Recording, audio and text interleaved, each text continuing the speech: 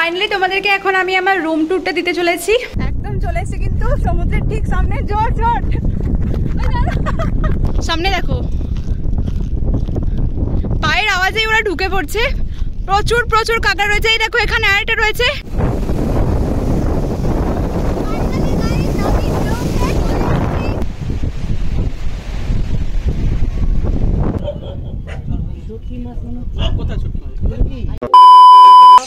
Good morning to everyone, welcome back to another blog of Dreamland.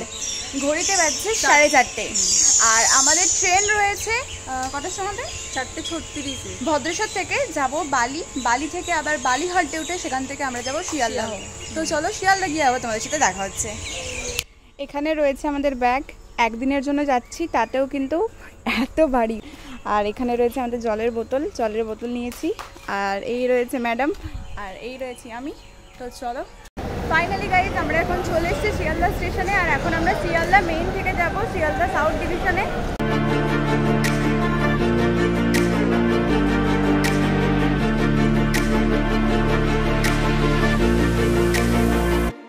Finally guys আমরা এখন চলে এসেছি লক্ষ্মীকান্তপুর স্টেশনে।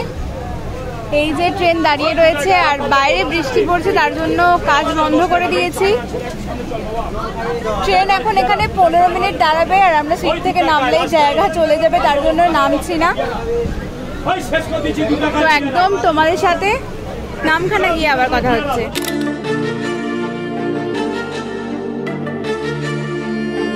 ফাইনালি কিন্তু এখন আমরা চলে এসেছি নামখানা স্টেশনের পেছনে, তোমরা দেখতেই পাচ্ছ।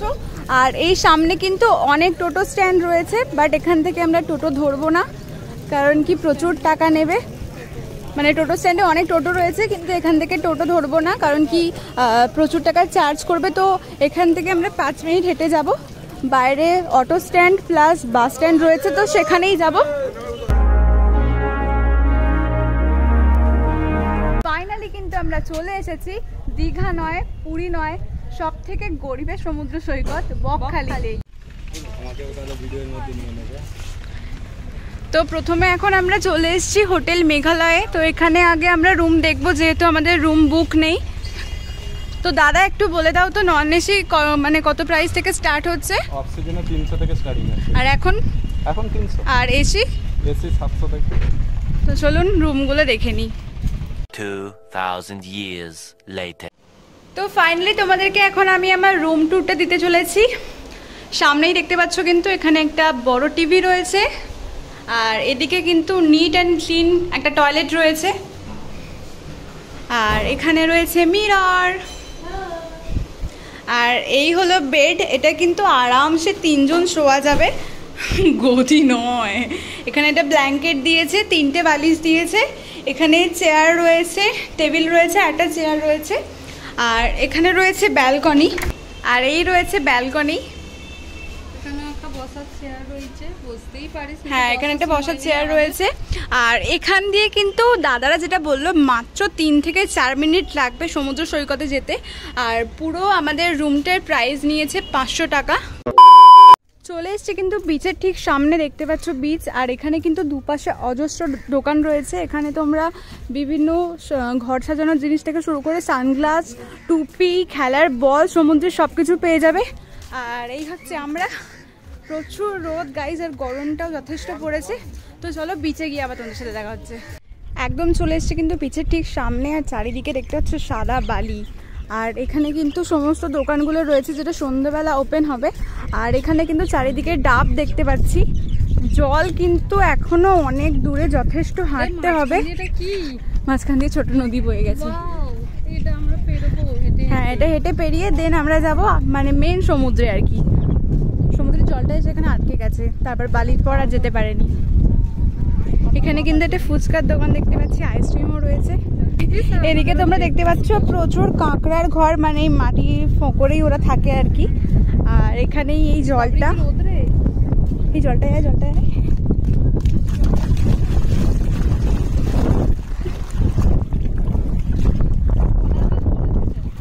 তো সমুদ্রের জল আবার ঘোলা হবে না তো কি হবে ভাই?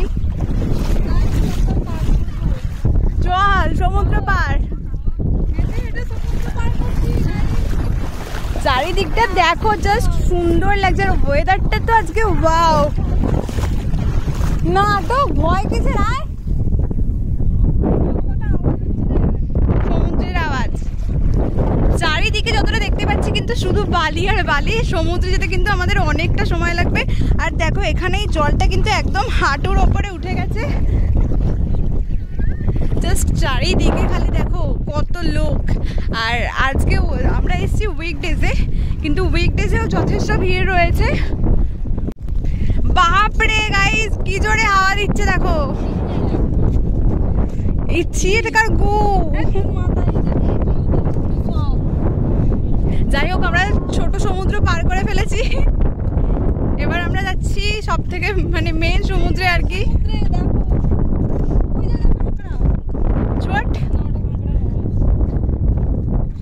একদম চলে এসেছি কিন্তু সমুদ্রের ঠিক সামনে। জোর জোর চারিদিকে দেখো খালি কাঁকড়ার ঘর রয়েছে। কাঁকড়া আমরা দেখতে পাচ্ছি না, যেহেতু ওয়েদারটা একটুখানি মানে ডাউন, আর বৃষ্টি কিছুক্ষণ আগে হয়ে গেছে, তার জন্য কিন্তু কোনো কাঁকড়াকে আপাতত বেরোতে দেখছি না। বলতে পারবো না। এখনো প্রায় 5 মিনিট হাঁটতে হবে আমাদেরকে, তবে আমরা সমুদ্রে পৌঁছাবো। ছুটলে কিন্তু 2 মিনিটে হয়ে যাবে।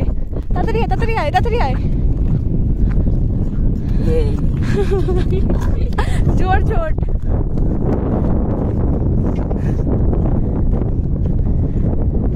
জাস্ট একবার জায়গাটা দেখো, পুরো ওয়াও লাগছে ওয়েদারটা। ও পুরো চুমু দিনে এসেছি, না রোদ রয়েছে না বৃষ্টি হচ্ছে। গাইস, আমরা যত এগোচ্ছি এখন সমুদ্র তত পিছিয়ে যাচ্ছে। মানে অবাকা যেথায় যায় সাগর শুকায় যায় বলে একটা ও মা গো, বাংলায় এমএ। সেই প্রবাদ বাক্যটা এখানে প্রমাণিত হচ্ছে। সত্যি যত হাঁটছি তত সমুদ্র পিছিয়ে যাচ্ছে। আর মোটামুটি ওই দিকটা দেখো, ওই দিকটাতে মোটামুটি লোকে ঢেউ খাচ্ছে দেখো। আমরাও মোটামুটি ঢেউ খেতে পারবো আশা রাখছি। কে বলে বকখালিতে ঢেউ নেই? সবাই কিন্তু ঢেউ খাচ্ছে। আমি তো ঢেউ খাবো, এইটুকু জল থাক, গোড়ালি ডুবুক হাঁটু ডুবুক, ঢেউ আমি খাবোই। আর এই রয়েছে দেখতে পাচ্ছ পেছনে সমুদ্র। জাস্ট এক কথায় ওয়াও। কতটা জানি না আওয়াজ আসছে, ঢেউয়ের আওয়াজ প্রচন্ড পরিমাণে আসছে। আর ঢেউ সেরকম নেই দেখতে পাচ্ছ, কিন্তু ওইদিকে সবাই ঢেউ খাচ্ছে মোটামুটি। মানে দূরে গেলে ঢেউটা পাওয়া যাচ্ছে।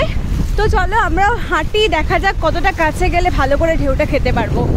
দেখতে পাচ্ছ আমাদের পায়ের সামনে জল এসে গেছে, আর ঢেউ আমি খাবো। জুতোটা আগে ওইখানে খুলে আসি, জুতো আর সানগ্লাসটা রেখে আসি, তারপর কিন্তু আমি ঢেউ খাবো। দিদি খাবে না, তো ওখানে থাকছে। আমি ঢেউ খেয়ে এসে আবার তোমার সাথে কথা বলছি।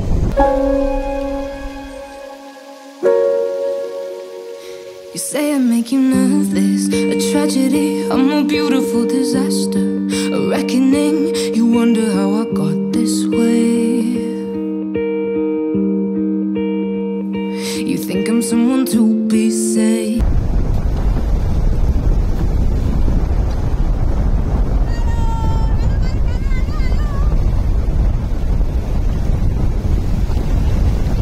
কেমন লাগছে এখানে ঢেউ খেতে? ওই অত দূরে যেতে হবে। মজা, সমুদ্রের জল মানে মজা, ঢেউ খাবো।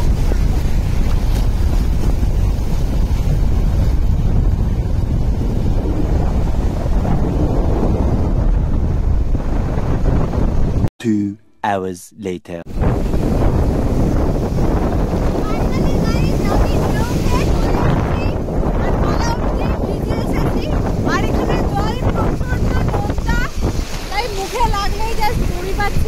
আর অলরেডি খিদে পেয়ে গেছে, তাই এখন আমরা যাবো লাঞ্চ করতে। কম দামে ভালো খাবার এখন লাঞ্চটা করবো, আর তোমাদেরকেও ফুল ইনফরমেশন দেবো। তো চলো লাঞ্চ গাইস, এবার আমরা ফাইনালি কাঁকড়া দেখতে পেয়েছি। এবার আমরা ছুটবো। ওই দূরে, অনেক দূরে লাল কাঁকড়া দেখা যাচ্ছে। ছোট দিদি, ছোট দাঁড়া, বেশি তো ছুটলে হবে না। খাওয়া দাওয়া চলে যাক, আগে কাঁকড়া আমি দেখবই। এই পুরো বিচটা জুড়েই কাঁকড়ায় ভর্তি হয়ে আছে। সামনে এই দেখো প্রচুর লাল কাঁকড়া, প্রচুর। বাবারে হেঁটেই চলেছি কাঁকড়া দেখবো বলে। এই যে এই যে এই যে চলে এসেছি গাইস, এক্সাইটেড। শট, আস্তে আস্তে আস্তে আস্তে আস্তে আস্তে আস্তে ঢুকে যাবে ঢুকে যাবে ঢুকে যাচ্ছে।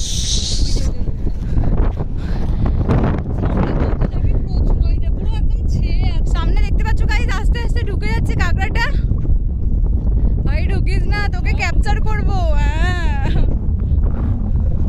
প্রচুর সেই তাল শাড়ির মতো প্রচুর আছে, সামনেটা পুরো অঢেল, ওদের বাসা এগুলো রে কত চলছে। চারিদিকে কিন্তু লাল কাঁকড়ায় ভর্তি, আমি ছুটলে ছুটতেই পারি।